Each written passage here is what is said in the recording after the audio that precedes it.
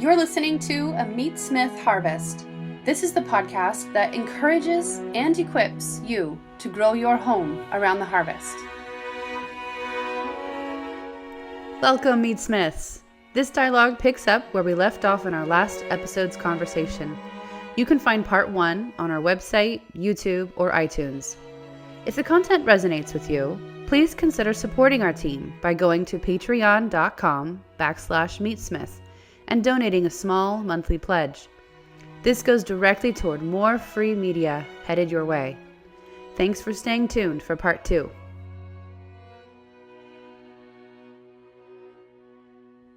Let's get to the actual content of our 40 minutes in. Okay, let's move into Butchery Rationale. Mm-hmm. I mean, it's all related, but yeah. Why? How do you approach butchering a whole animal?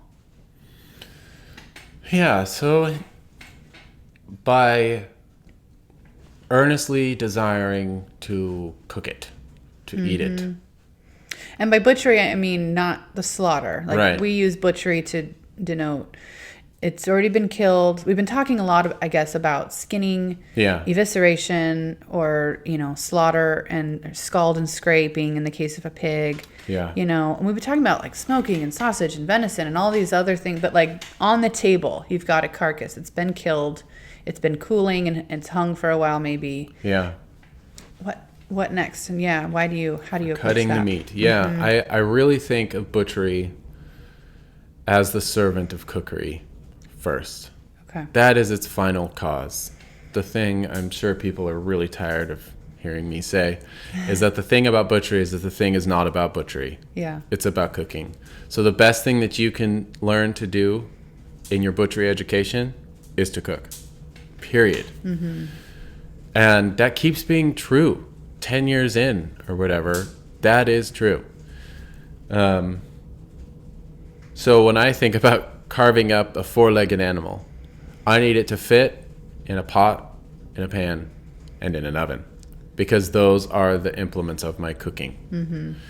And what ultimately I think that does is it should relieve the mind of all these ancillary concerns that have no bearing on butchery. They don't matter at all, because what it means is if you cook a piece of meat that you butchered and it tastes well, you butchered properly. Mm-hmm. Even if you can't remember where the cut came from or what it's called, you butchered properly. Mm-hmm. If it's delicious, you did it.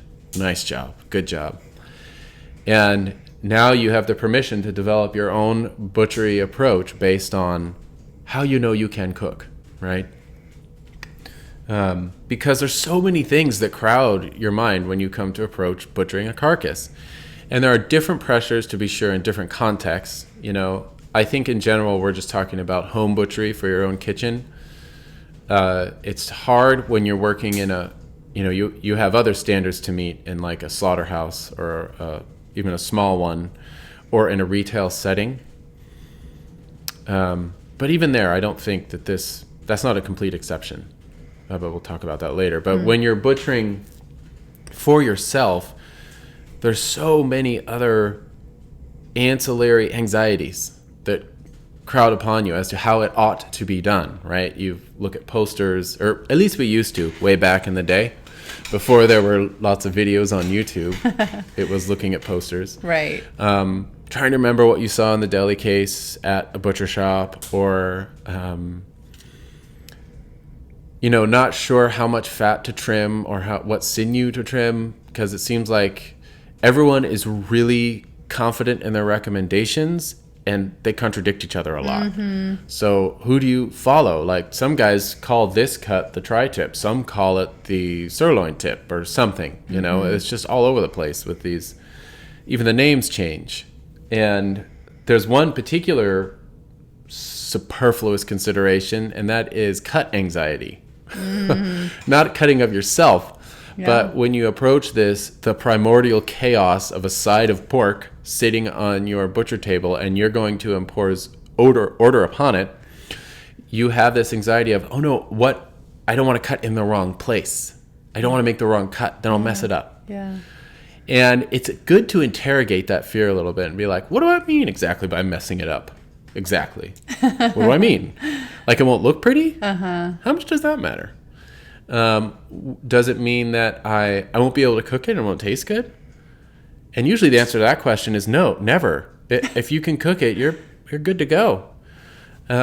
So I feel like that's kind of the telos of the butchery philosophy is it is the servant of cookery. So really learn how to braise, pan, fry, and roast.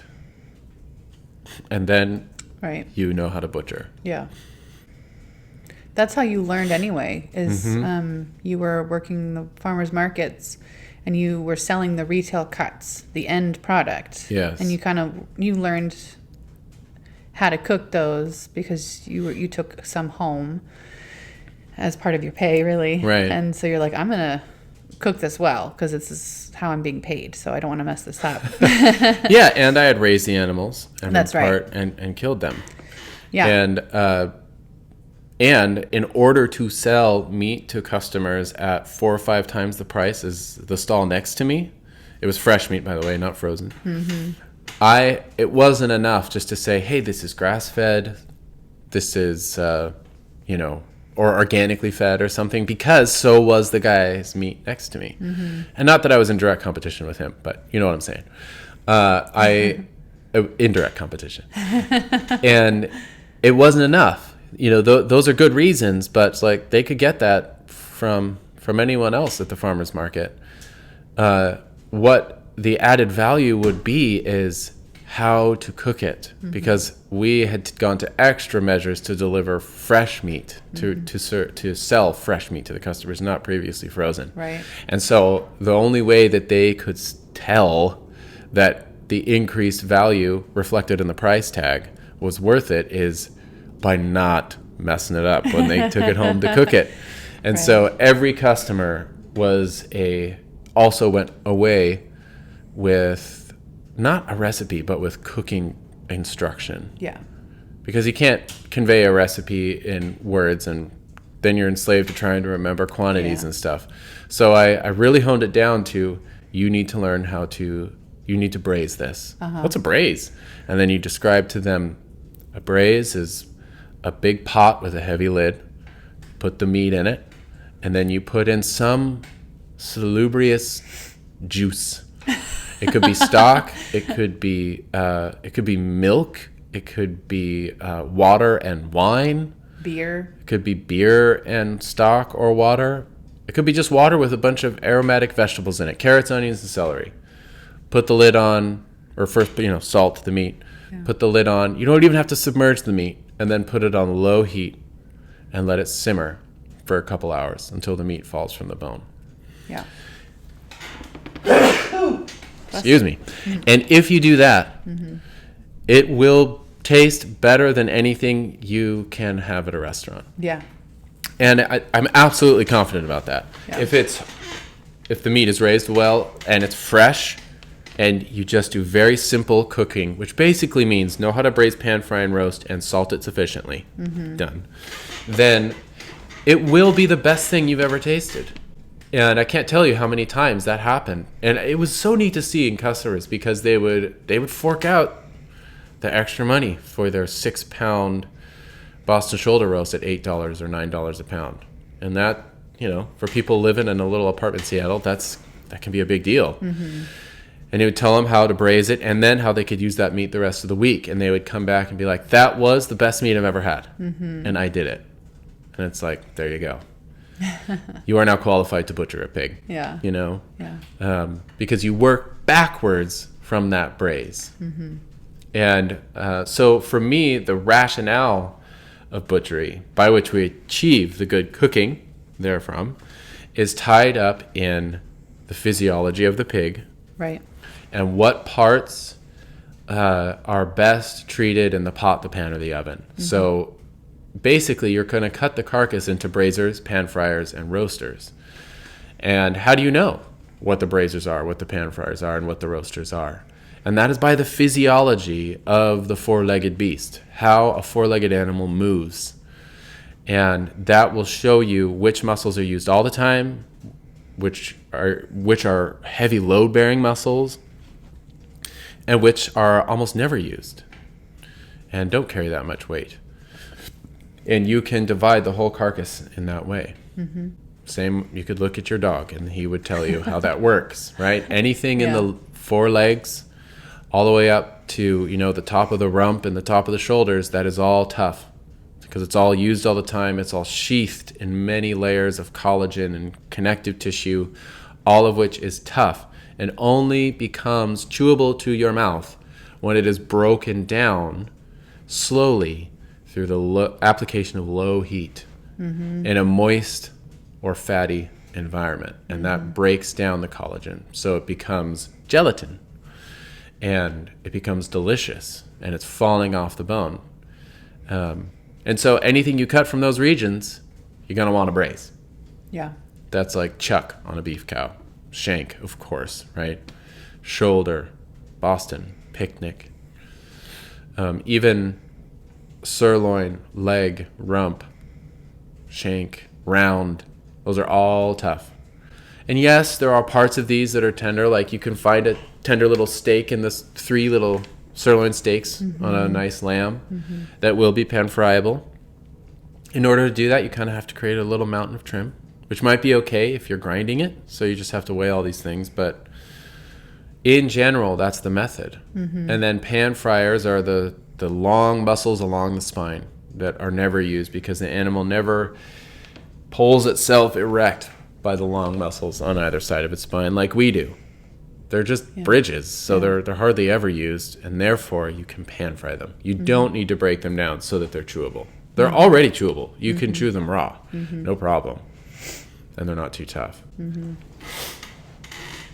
So you can apply this methodology to anything as small as a baby goat to anything as large as like an elk, like the shoulders. I've heard you talk about it in our classes. Like there's tough and lean and tough and fatty. Right. And there's like the element of fat too also has. So there's toughness. Yeah. That's a variable, and then there's the fat. Yeah. That also is a variable to take into consideration. Yeah, it is. And with toughness, that's something that you discern by thinking of how a quadruped moves. And by looking at the meat and seeing how much connective tissue there is there. Right. You can see the fat. With fat, you can see it. Right. Yeah, it's just how much fat is there. And there's a couple different kinds of fat. I guess there's 3. There's a cap, and then there's fat in between muscles, and then there's fat within muscles. And with what fat, you can regard that as how did you say it? It's an onboard braising liquid. Sure. Like it's already there. So you do need the moisture, the moist heat to ensure that when you put a tough piece of meat on a low and slow temperature, if there's not enough fat or liquid there, it's just going to get super dry. And it's not going to be very tasty. It's going to be really dry to the taste. And so to mitigate that, you add liquid, wine or something. You can also do a marinade, but that's a different thing. Or you just pick a fatty cut from one of those tough regions. And then you could use just the application of dry heat, which is what roasting is. Roasting is dry heat. And that will melt that fat, and that fat in liquid form will essentially braise the muscle, the tough muscle. Right. It'll break down the tougher muscle in the liquid lard or tallow, whatever it might be, depending on the species. And that's really fun. That's roasting a tough piece. You can roast, you can cook a tough piece of meat using dry heat if there's enough fat on it. And also, if there isn't, you could add it. We've talked about larding and barding before, which is stuff people don't do anymore. But that's what when you have your pig slaughtered by Farmstead Meatsmith, that's what all that back fat is for in the freezer. Is you could cut sheets of it or just wrap the back fat around a lean, tough piece of meat like a eye of round or something. Excuse me. And you can roast that. And because you're roasting it, you're melting the fat, and the fat, again, is basting and braising the tough meat. That is barding, just putting fat on the outside. Or is that larding? I'm starting to forget.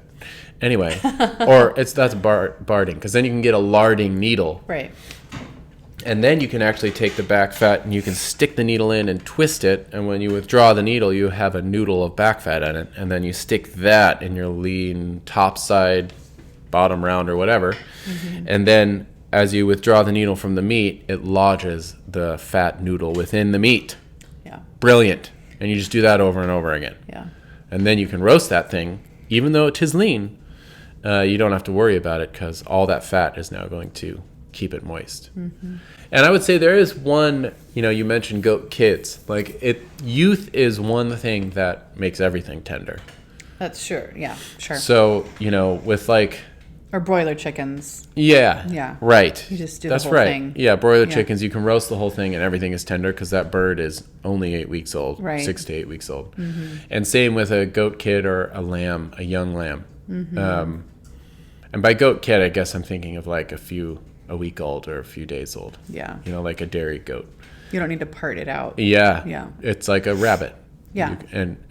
Rabbits also, you kill them when they're so young for meat that they're pretty tender throughout. And they don't have enough fat to make them. They're fatless almost anyway. They are very lean. So I do like to, if I'm going to roast rabbits dry, which is not against the rules, you don't want to overcook them. But you can wrap them in caul fat. That's right. And that's a beautiful thing. We have done that. Yeah, that works really well. Yeah. Or pan fry them. Yeah. Oh, yeah, we've done that. Cut them out and pan fry. Pan fry in butter and Yeah. make a stew out of them. Yeah. Yeah.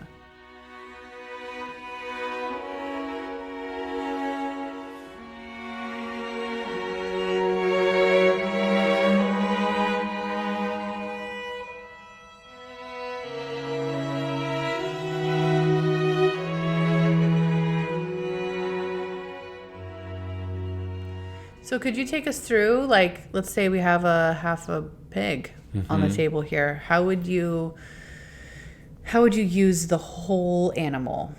Because that's the other thing we do too, is we honor what part of the animal is meant for certain types of cooking. Yeah. And in so doing, you will actually yield almost no trim, no excess. So you're going to use the whole thing. Yeah. So. Yeah, and fortunately there's a lot of wiggle room there. I always say that, especially with your home pig, sausage is forgiveness.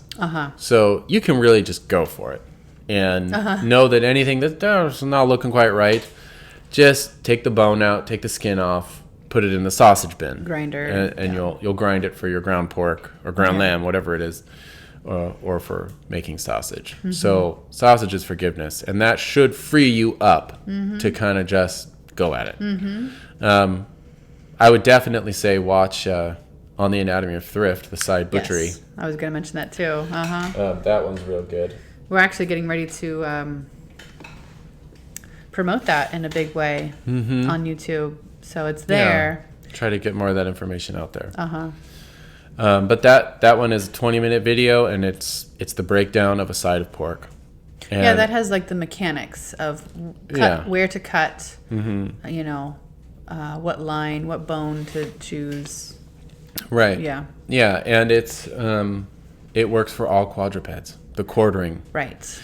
And that's, when we say where to cut, it is more of a suggestion, except for,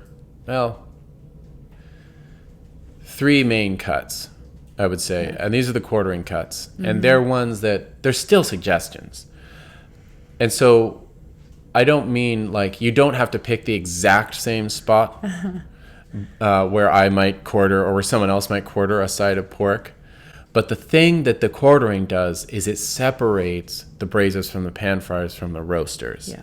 And so those along somewhere in those similar areas, that's where you're going to want to make those cuts. And it's not arbitrary. It's because you're separating the shoulder, which is tough and fatty, right? So that means I know I can braise and I can roast this. Not a lot of pan fryers in there. And then I'm going to separate that from the loin, which is tender and lean. Which is basically saying it's all pan friable. And I could roast it hot and fast, dry heat. And then the belly, which is also tough and fatty. From the back leg, which has some tough and fatty parts, but also some tough and lean parts.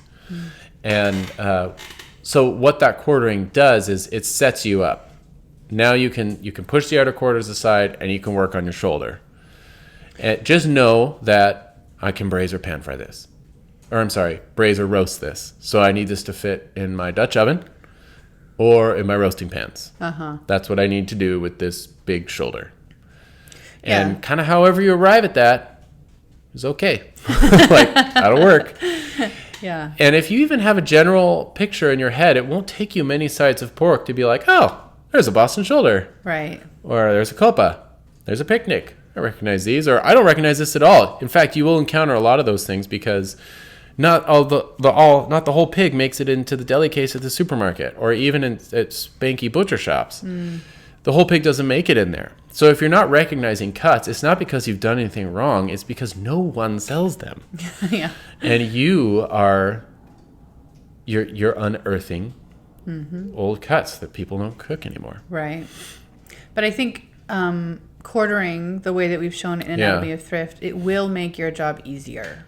It does. That's later. So if you have those very demarcated quarters now, you're not going, oh, I left part of the sirloin on the loin. Or, it just is a lot easier later. That's really the primary reason to develop a degree of precision when you're quartering, because it is your first hedge against excessive trim. There you go. And it is the best one. Like, if I quarter properly, then I don't have to have one chop at the end of each end of the loin that is too thin. Right. And so it's not hard, but you want to, I guess one of the other rules of butchery is being docile to the physiology of the pig. Take your cues from the shape of the animal.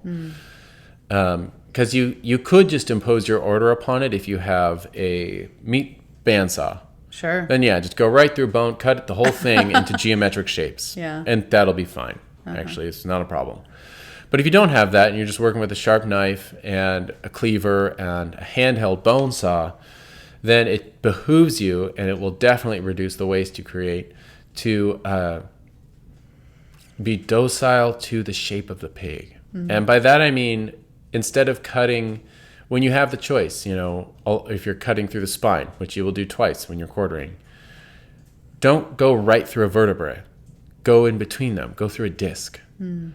And then you will find that you have a loin that is composed entirely of a loin quarter, of whole vertebrae.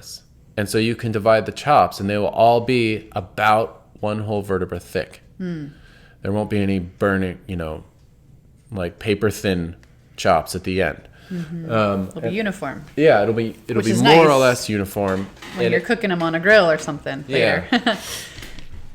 In fact, we have a video up on our Instagram right now of like a time-lapse quartering of a side of pork. And that's exactly how I do it. It's in our highlights in our profile. Yeah. It's kind of far back, but you could dig it out. Well, I think she reposted it recently on her really? feed. Yeah. Oh, cool. Okay. So it's a good one. And that really sets you up for minimizing the trim. Because the standard approach from the cuts that you've heard about or may recognize is to create a mountain of trim as you excavate through the meat to find this one golden nugget of a skinless, boneless, geometrically shaped hunk of loin or something. And those cuts are okay, like a boneless loin or something, if you have a place to use all that trim. Right. But before you know it, if you're going to cut that way, you have to organize your trim. You can't just create a mountain of it. Then it's like, oh my God, I got all these triangular, weird, slicey pieces of meat. How do I use them? And so with those, you could divide it into, you want your skin trim to be in one pile, your fatty trim, and then your leaner trim. Yeah. And Do that as you go. And do it as you go if you're going to trim. Yeah. And then I would say with beef, it's even more delineated. You know, you want your fat, but then you want your sinew and your silver skins, that your denuding muscles. Because a beef, ideally, would be about 2 years old. So by that time, its connective tissue, especially considering how large a beef is going to be tough. And so it is nice to denude some of those muscles of that silver skin. But then what do you do with all those denuded membranes? They're all made out of collagen. They're all too tough to grind unless you have a really beefy grinder. But then it wouldn't make the best ground pork either, or ground beef. So you can make stock with them. You add them to the stock pot with the bones. And so when I butcher beef, I have fat to one side, and there's usually very little of that. And usually what I do with beef is if I'm trimming fat off the carcass, I just set it aside where it is plenteous, you know, from some cuts. I take some off of those, set it aside, and then I'll beat it flat with my cleaver. Oh. And then I'll tie it around some lean cuts. So it's more just moving fat around the carcass rather than actually removing fat, period. Huh. But then, so you've got your fat pile, then you've got your silver skin pile. And then you've got your meat pile of trim. But I like, you know, it all depends on how you want to cook it. With pork or even with beef, you know, if you're doing lots of trimming, what you're trimming is fat and sinew, fascia and tough things. You're removing the tough things because you kind of want to turn everything into some version of a steak or a hot roasting cut. So you want to be able to pan fry it or roast it hot and fast. And it's kind of a very limited vocabulary of all that meat can say in the kitchen. It's everything will kind of taste the same, right? It's browned on the outside and rare-ish in the middle. So still juicy. And you can even do that with some tough cuts if you take off all of the sinew, the fascia, and the connective tissue. But again, you're limiting yourself.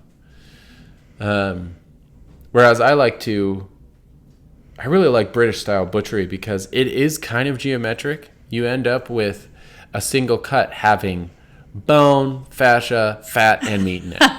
It's got all of them. Yeah. Right? Yeah. And you vary your cooking approach to those cuts by, again, the physiology. Not necessarily by how much trim you've removed that is tough so you can pan fry everything. It's by, you know, this piece, this rib roast, right? From like a beef cow or even a pig. On a pig, it's got the skin on, it's got the fat cap on, it's got the membrane on the ribs, it's got the membrane around the loin, the silver skin, all of which is technically a little tougher. But you just leave all that on. It's kind of like permaculture. And you roast it. Is it? As opposed to like tilling. Monoculture. Yeah. I don't know. I'm trying to think of an analogy. It's more messy. It's more to deal with. It's not quite as easy because like a loin chop, it's just one thing. Yeah. It's just one kind of flesh. That's interesting. And there is something difficult about cooking that because all of those denuded cuts, isolated individual muscles, they do tend towards dryness. Right. And so you kind of have to keep an eye on that. Yeah. But I still think it's even easier. Yeah, I guess that's not a but. That's not a contradictory statement. It is simpler to... It's the paradox of it. Yeah. You think it was more complex because it is more... The structure is more complex, but the parts are helping each other out almost. Yeah, and that's why I like, you know, our best animal genetics, livestock genetics, lend themselves to that kind of butchery. Yeah. Which makes sense because all of our breeds come from Britain. And the British culinary approach to meat is roastery. So where we might to pan fry our lean and broil our lean cuts, they like to roast things whole, apply dry heat, you know, historically in their ingle nook on a spit or, you know, over embers or even in an oven. And it's so roast beef. They are the roast beefs, right? Yeah. According to the French. And whereas continental breeds are tougher and leaner, and so it's all boiling. And the British breeds are these petite animals that retain a tenderness their whole life. In their ideal forms because the goal is roasting. Yeah. And that is definitely where my taste falls. I love the different textures. I love subjecting several different layers of muscle and fat and collagen and connective tissue and bone to a good roast. Yeah. It's just so delicious. Even if some things are tough, it's like, it's just a longer time to savor the enhanced flavor. I'm going to add some more wood to the fire. Okay. How many people do you know you would say truly share your back to the land values? Or your passion for home-scale craft meat curing? Or simply love the multifaceted beauty of a good meal as obsessively as you do? Maybe a handful? At farmsteadmeatsmith.com, we've created an online community of hundreds of omnivores from around the world and a platform for them to learn from and inspire one another. In addition to our major semi-annual hands-on educational event, The Family Pig, here at our Pacific Northwest homestead, over at farmsteadmeatsmith.com, we host a purely digital membership program with an archive of film and textual resources years deep now, for you to dive deeper into your food journey with. And both our classes and online program include access to our private community Facebook page for your continued education and fellowship. We've been told that our classes are life-changing and the membership program unparalleled in quality and quantity. To get a taste of our education, search farmsteadmeatsmith.com and our YouTube channel for our free films, conversations, and downloads. Explore how we and other meatsmiths across the globe may best come alongside you, putting the knife in your hand, article by article, and comment thread by comment thread, and can support you in building your home around the harvest. Please head to farmsteadmeatsmith.com today. So we tend to treat different pigs differently. Yeah, we haven't even talked actually about the different breeds, how you would treat different breeds differently, or the genetics, the husbandry, how much fat something has, how old it is. But okay, let's pretend like all that's the same. Yeah. Because like we'll get a carcass and we end up having to talk for a few minutes before you butcher it. Okay, what are we going to do with this pig? Yeah. Because there's so many combinations that you could do. I mean, you only have 2 legs. So are we going to prosciutto them? Are we going to ham them? Are we going to, some people do leg steaks, which we're not that into, but like there's different things you can do with different parts of the animal. I'd like to see if some of our listeners could get a sense of, okay, what could I do with the whole pig and sort of make it as diversified as possible. So I get a little bit of sausage, I get a little bit of chops, a little bit of this and that. Yeah. Like Hugh Friendly Whittingstall in his book, he has a pig in a day. Like he kind of breaks down in a very easy, easy way. What could someone do, even a beginner? What could they do with a whole pig? Yeah. And we're constantly changing it. There is no just one combination because if it's one pig, you only have 2 shoulders. So you can only get like 2 or 3 shoulder roasts out of a shoulder, or you could get sausage, or you could do salami, or you could XYZ. So, but what would be a good beginning way to break down a whole pig? Yeah, that's a good question. I think that on the Anatomy of Thrift, the side butchery video, I basically butchered that pig for fresh cuts, basically. So that would be one side of chops and sirloin roasts and shoulder roasts, hocks, trottas, and one belly for bacon, and a tenderloin and a loin roast. And a leg, 2 leg roasts from the back leg, and that's it. And those could all be cooked fresh to an extraordinarily delicious degree. Now, usually it's not that practical to have that many fresh cuts because you can't get through them, at least with pork, before they start to spoil. So that's where the freezer, the freezer comes in. So that's a fresh way. When we butcher a pig for our family, it changes, like you say, but our my go-to kind of tends to be sausage from the shoulder. The whole shoulder becomes sausage. And then the loin, where the chops would be, becomes 2 huge slabs of bacon. And in Britain, they call it back bacon. In fact, there's some right there. I should get it. Yeah. This is what would be a loin. But this is a loin. This is a loin. But this is what would be chops. See? There's a chop from the shoulder end. Where's the camera? Oh my gosh. Sorry. It's just beautiful. And this was cured and smoked. So show them all the sides. 2 of these. 2 of these from the loin. So instead of chops, we get this. Yeah.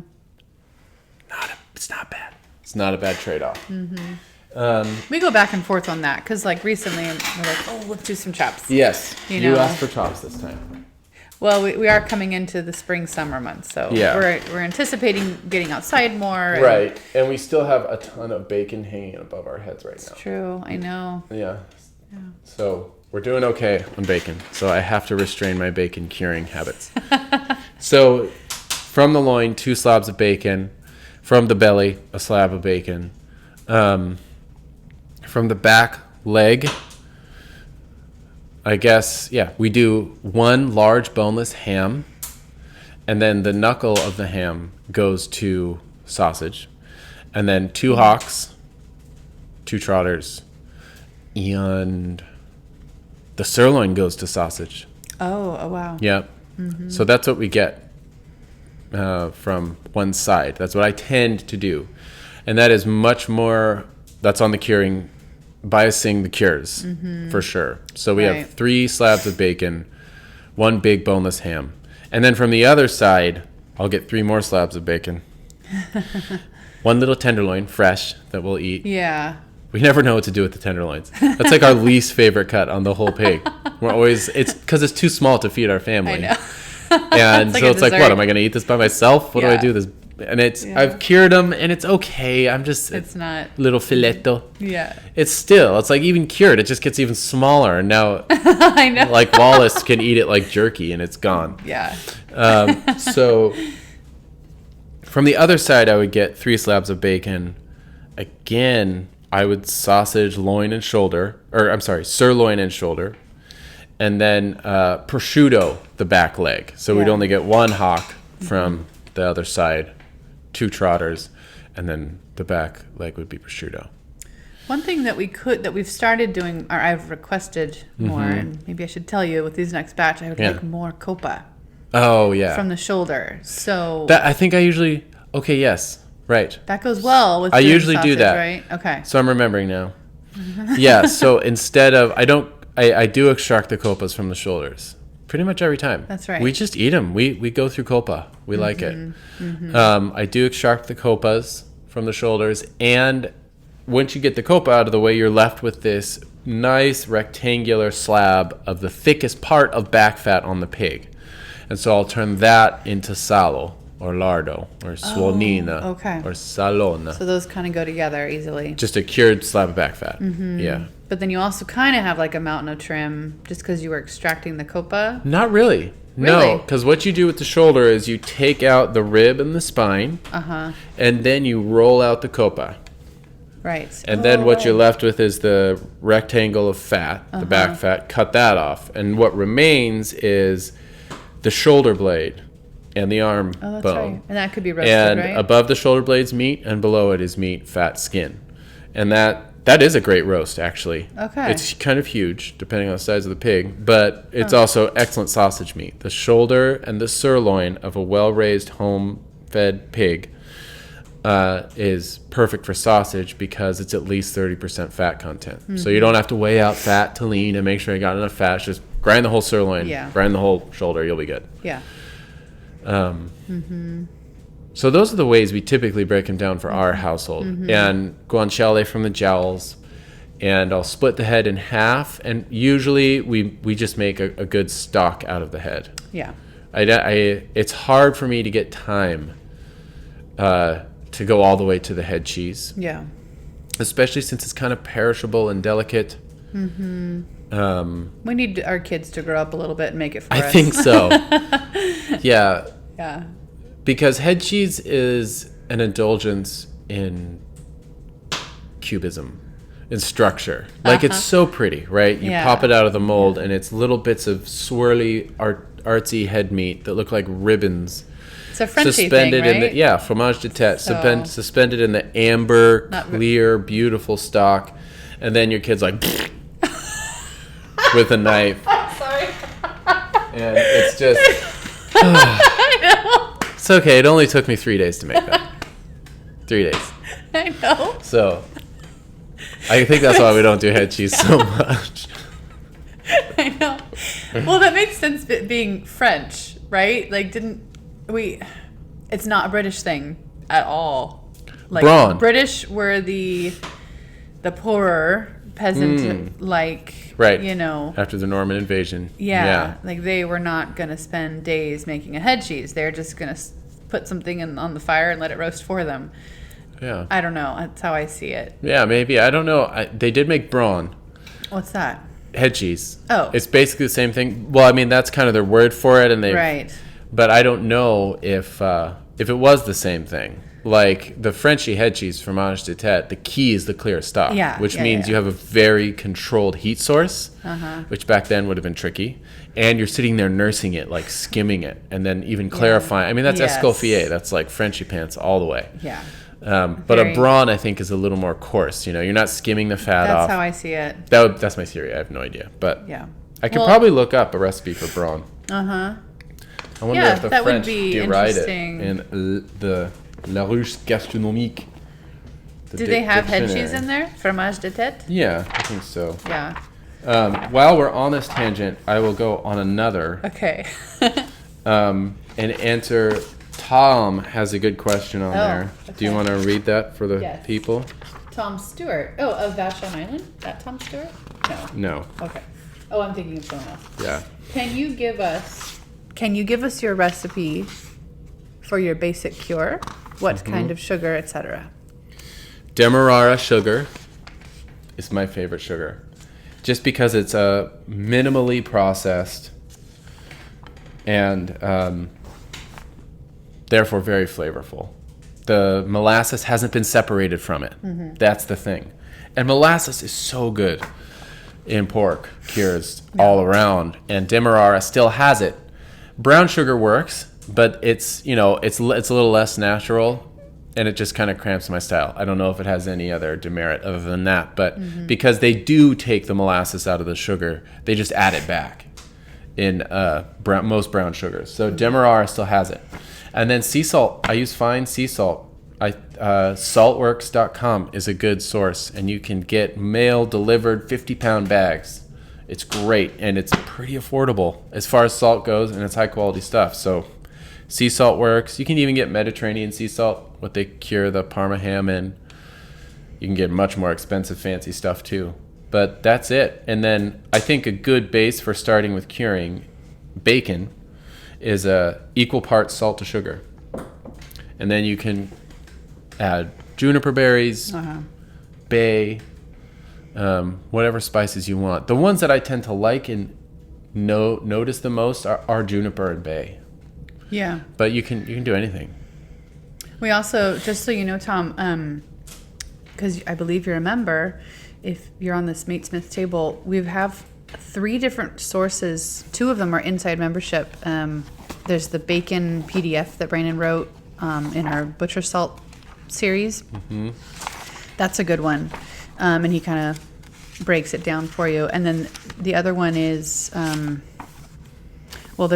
know we have a full podcast on it, on whole muscle curing. Oh, yeah. So you could go back and I'm writing a harvest journal right now on the 3 approaches to curing bacon for breakfast rashers. Okay. That should be finished this week. Okay, cool. I know there was a 3rd place. We have a bacon rundown. Oh, I think there's probably some Harvest Journal films in the film section. So just check out the resource library and he talks about bacon mold, I know, in the most recent film I've got up there. Oh, yeah. But then the PDF for sure. Start in those places. Yeah. Yeah. So the French deem to not even include the word brawn in their dictionary, culinary dictionary. And I know, on Anatomy of Thrift. That's another free place. The third film, the third film called Fat and Salt. I believe, Tom, we have a bacon. You cure bacon in that one, and so there's kind of a visual aid there to all the information you can get in the other places. So check out that third Anatomy of Thrift film. Nor do they have head cheese or fromage de tête. What? What kind of French book is that? I don't know. What an oversight. Wow. They define the pig as a domestic pachyderm also. Oh, it's a little outdated. It's a little outdated. But that's why I love it. Okay. Well, all right. can we talk really quick? Yeah. We can't talk about anything really quick. No. Did you have something? No, I was just trying to remember. That was a tangent of a tangent. But I can't remember what we're talking about when we left the road. Yeah. It's okay. Okay.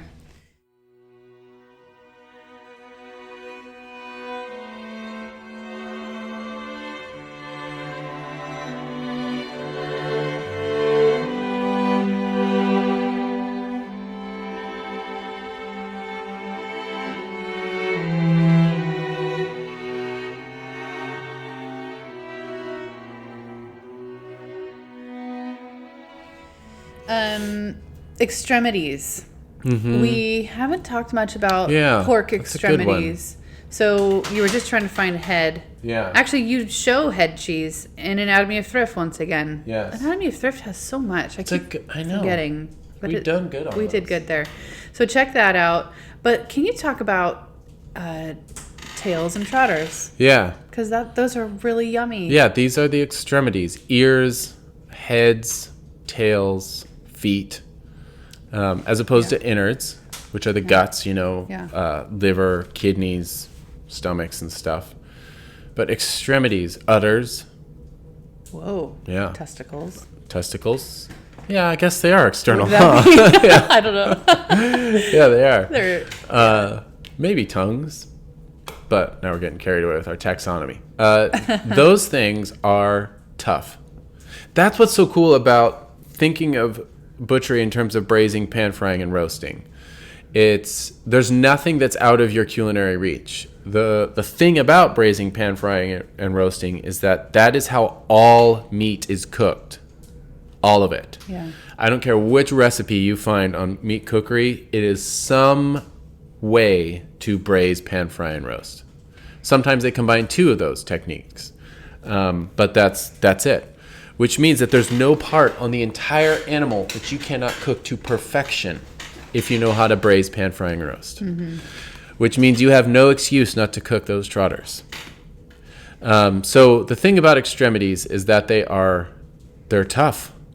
And they're full of collagen and connective tissue and very little meat. They have almost no meat. Right. At all.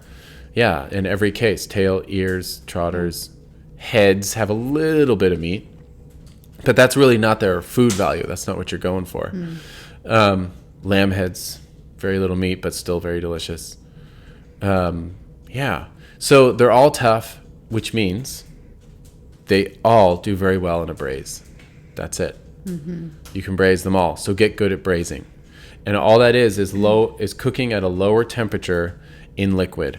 And the key, I think, is to avoid the boil. You don't want things to be doing the rolling boil thing. You just want it to be a subtle bloop, bloop, bloop. That's, The little subtle tremulous shiver of a simmer. Yeah. Is how you want to braise things. And so usually what that means when you put the tough extremity, whatever it may be, ear, trotter, nice and hairless, in the pot with the liquid of any kind, you don't even have to submerge the meat, and you put the lid on, don't put the lid on all the way. This is the key to avoiding the rolling, vigorous boil. You crack it a little bit, just turn it. So you're still trapping moisture, and it's a very humid, moist cooking environment in the pot, but there's a little crack where some heat can escape in between the lid and the pot, so it's not getting too high. And that's it. And usually what I like to do with extremities, I think, pretty much in every case, except for if I roast a head whole, but ears, tails, and I'm even thinking across species here, like a beef tail. Yeah, a beef tail is wonderful. It's just super tough. It's like glue. There's so much collagen in it, your mouth and your lips and your teeth will be sticking. Yeah. It's so delicious. It's so sweet. The thing about collagen, once you cook it down into gelatin, is that it is sweet and savory. It almost already tastes like teriyaki. It's like it's already there. Right. It's so good. So it's not a bad idea to make a little teriyaki sauce with some soy sauce and some stock and some garlic and some honey for your trotters. You can just kind of reduce that sauce as the trotters are cooking.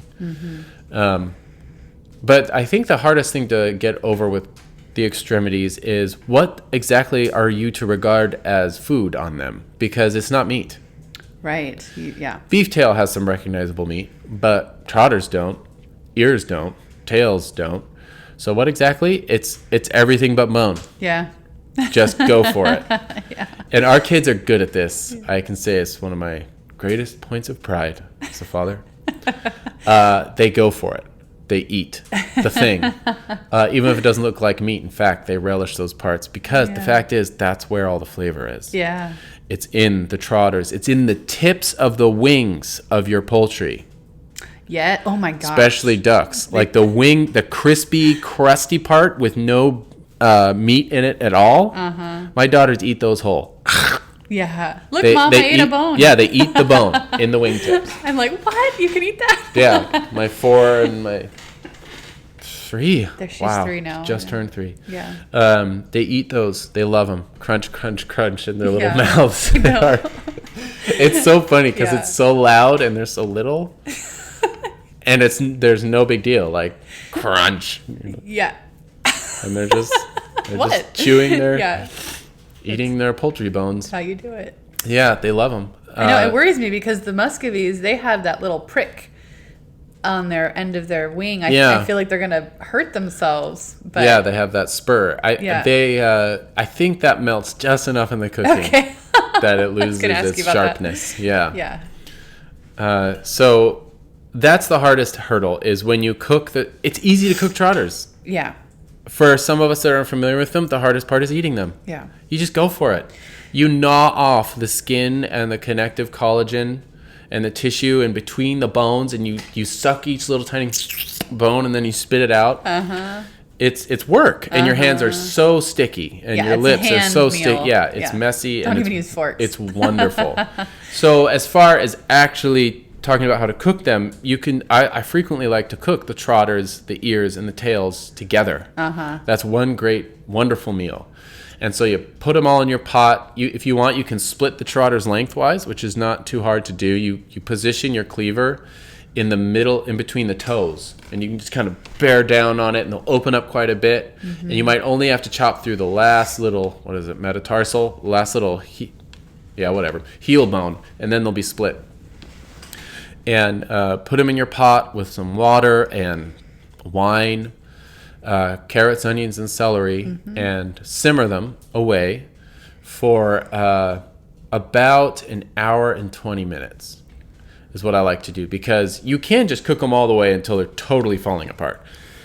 Excuse me. But what's kind of fun is that they still look like trotters. Yes. Right? You don't want the meat totally falling off the bone because it doesn't look like a Bigfoot anymore. Yeah. I mean, you could, because then you're making work for yourself. You are. To pull it all apart with your hands. And actually, your teeth are the best way to get at all of the meat anyway. So, yeah, it's nice for the collagen, too, to have a little bit of bite to it still. Yeah. So if you want it more tender, you can cook it longer. Just know that you're going to be picking little infinitesimal bones out of the broth for a while. I guess you could strain it. Yeah. Or you're picking the meat off of them. Anyway. That would be for newbies anyway. Yeah. Like if you're maybe taking trotters to a party. Like one time we took trotters to a party, and the fact that they looked like feet still made people not want to eat it. Did we do that? And so, this was several years ago. Oh, So then I thought, if I had maybe taken a little more time and actually done the work for them and taken the meat off, then maybe they would have gone for it. And then, because if all they had was basically forkfuls of, the flesh and the skin, they would have done it. But anyway, I interrupted you. Yeah. First just about an hour and 20. Uh-huh. And then when you pull the trotter out of the broth, it's not just going to fall apart in a pile of bones and meat. It'll stay that shape. And you can then take everything out of that cooking liquid, set them on a baking sheet, and let them dry a little bit. Maybe pat them dry with a towel, and then you could blast them in a hot oven. Yeah. Just for a few minutes, and long enough to crisp the skin, and they'll be popping and zinging and sizzling in there. Or you could roll them around in a hot skillet with really hot butter in it. That's what we've done. Just wear eye protection because the skin really pops. Yeah. You don't have to, but it's kind of a nice step to get some browning on there. I would do that. I would do. It really gives you that crispy on the outside, tender on the inside. You achieve that effect, and it is nice. Yeah. But put lids on the skillet because it's it's shooting lava everywhere. Yeah. Hot fat, crazy hot. And then serve it up. We have a little Instagram highlight in our profile of you cooking an ear this way. And remember when we did that not too long ago? No, but believe you. Yeah. It was really good. They're like little... before you fried them in butter, you sliced them into little strips. Yeah, you can make ear noodles. They So you would go through the hour, 20 minutes simmer, let it chill so you can hold it, and then just slice the ear in long little slivers. Yeah. And then fry those in butter. And then sprinkle them with salt. Don't forget the salt. Oh, yeah. Uh-huh. And it's like eating It's really good. Yeah. Yeah, very delicious. The kids loved it. Yeah. Yeah. So those are good ways to do extremities. Of course, you can always just leave the ears on the head, leave the jowls on the head, leave the head whole. Maybe just hit it with a torch, just to get little leftover hairs. And then if you're ever going to torch anything from a pig, that's never the end of the torching process. Mm-hmm. You also must scrub it. So after the torch, go in with a sponge and scrub. Otherwise, all you've kind of done with the torch is work burnt hair follicle into the skin. But then if you scrub it with the rough side of a Scotch-Brite sponge, it kind of pulls that stuff off. You rinse it off one last time, dry it off, anoint it with the oil of the olive, salt, pepper, oven, and put that in there at 300 degrees for 7 hours. Mm-hmm. Like start it early in the morning, and then blast it to 425 or so for the last 20 minutes to really just crisp that skin, and then let it rest for an hour, for like 45 minutes to an hour, because there's a big skull in there, and it holds so much heat that it will be untouchably crazy hot for like 40 minutes to an hour. Mm-hmm. And then it'll still be piping hot when you crack into it. Mm-hmm. And then you're just eating the skin off, pulling long strands of tender meat out of the jowls. And again, you can eat it all. Mm-hmm. Anything you can masticate on that head of the pig, you can do. You won't be able to get to the brain where the bullet is because it's still sealed in the skull, basically. If you use a jacketed hollow point, the bullet will likely still be in the brain cavity. It's a wonderful thing. Oh, yeah, Rebecca mentioned chicken feet. They're another excellent example of cook it low and slow and liquid, and then just lip smacking, sticky, gnaw off the little bits of meat from the feet. Mm-hmm. It's really good. I've never actually cooked. I've made stock out of chicken feet, but I haven't done the extra step of frying them. And I don't know if that's standard to fry them. I think it's just a braise. Yeah, but I'm not sure about that. I really like your mentioning the teriyaki bit, because it's like adding goodness to goodness, right? It's already so sticky that just make it a little more sticky. Yeah. And it really becomes this sticky feast, and everyone is like doing the same kind of smacking at the same time, and you're all laughing at what you're doing, and it's a really good meal. Yeah. It's a fun meal. Yeah, and that's the power of braising for those extremities. Yeah. Do it. Get good at braising. I mean, the best thing you can do to get good at butchery is to hone your braising, pan frying, and roasting skills. Mm-hmm. Get real good at those. Tail. You would do the same exact thing to the tail. Yes, I would. Yeah. Mm-hmm. You've done that. You might chop it actually after you braise it. Oh yeah. Before frying it. So everyone gets a little bit of it. Yeah. That's a fun little snack for people. Yeah. Especially on slaughter day. We've done the tail on slaughter day, and you bring it out to people because it's real quick. Yeah. I mean, I guess the braising takes time, but then, like when they're on the second pig, you'll bring out the tail from the first pig. We've done that before. Yeah. Yeah. There's a lot. There's nothing out of your reach if you can braise, pan, fry, and roast. Yeah. Yeah, you're right. Are there any more questions on the Meatsmith table? Rebecca mentions offal ideas. Uh-huh.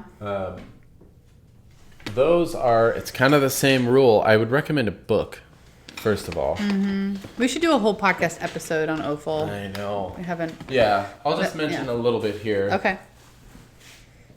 But. Oh, yes. Good old Jane. Yeah. Yeah. I mean, if Rebecca is a member, she probably already knows about this book. Yeah. Probably already has it. But this is the one. Jane Grigson Charcuterie and French Pork Cookery.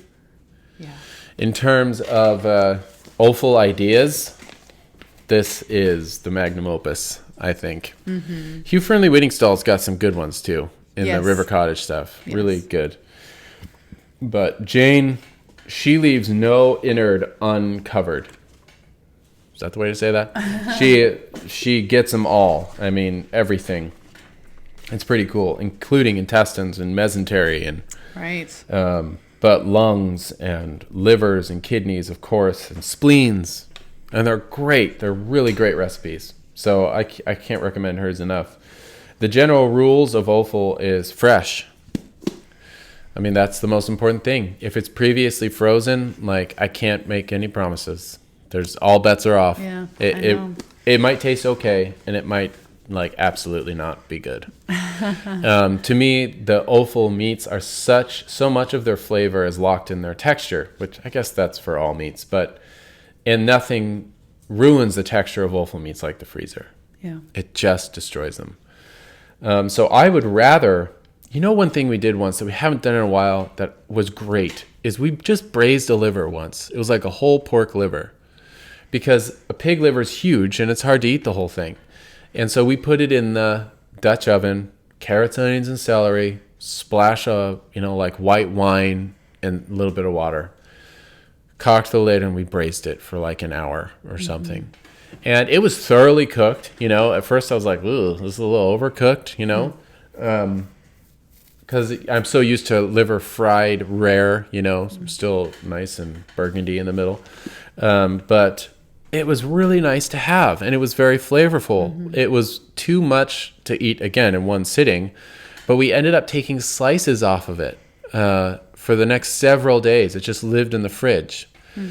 And it was really nice to have that little, you could dice up some of the liver and throw it in a salad, even a cold salad. Mm-hmm. I think what I liked doing was slicing off some of the cold liver and gently warming it in some butter and serving it with breakfast.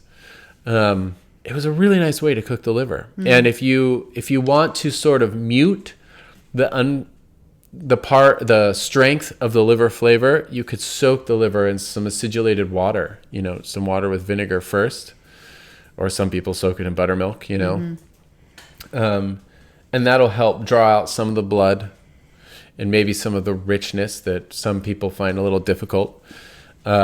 But then do this braise, and it'll keep in your fridge for a while, and you just slowly use it up. That was really cool.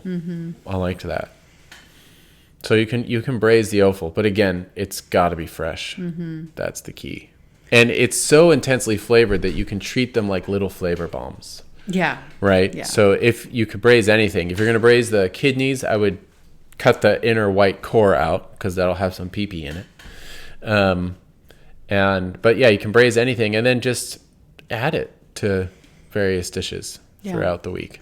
We also have our YouTube films that are they're being worked on right now by our filmmaker. And the first one that we did was Slaughter Day offal fry. Oh, good. So we're That's coming. This is just sort of like a little teaser, but we really want to hit this hard because it's a good question. It's a great use of your husbandry with your animals, and all of your processing is to use those innard meats in a beautiful and delicious way. So that'll probably be like our first episode that we release. Yeah. So and because we have people come to our classes where the first day actually we fry up the liver, the kidneys, spleen, the hanger steak, some other things, the heart, and we have people that they write us an email like years later, and they're like, "Can you give us that recipe again?" Yeah, it was that memorable. So we decided to use that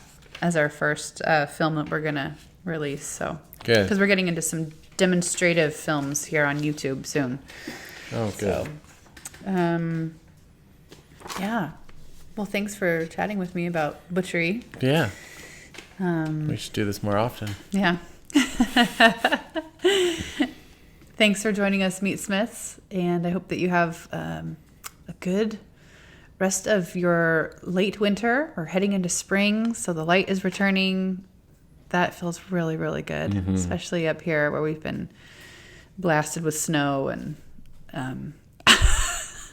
we're like ready for some sun now. I'm done with the snow. Yeah, it did some fake snow a few days ago, and I almost screamed. Yeah. I was like, no. But it only lasted half a day, honestly, and then it was bright sunny the rest of the day. Yeah. So I think we're heading into spring when we get that kind of volatile weather. Yeah. But anyway, thanks for joining us, and we'll see you again soon. Take care. Bye.